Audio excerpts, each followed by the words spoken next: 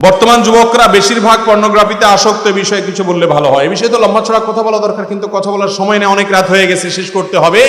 পর্নোগ্রাফিতে আক্রান্ত যে সমস্ত তরুণ যুবক ভাইয়েরা, তাদেরকে বলি, এই রোগে যখন মানুষ ঢুকে, এই রোগটা যখন শুরু হয় তখন মানুষ টের পায় না, যখন সর্বনাশ হয়ে যায় তখন টের পায়, এরপর এটা ছাড়া বাঁচতে পারে না।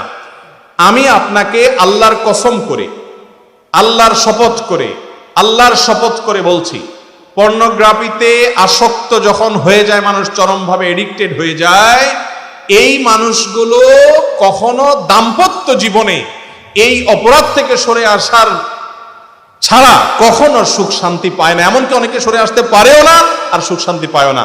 আল্লাহ তাআলা কারোর প্রতি রহম করলে ভিন্ন কথা, আল্লাহ তাআলা ব্যতিক্রম রাখেন, কিন্তু বেশিরভাগ ক্ষেত্রে পর্নোগ্রাফিতে আসক্ত মানুষেরা ওই অবস্থা বিয়ে শাদী করলেও সুখ বা শান্তি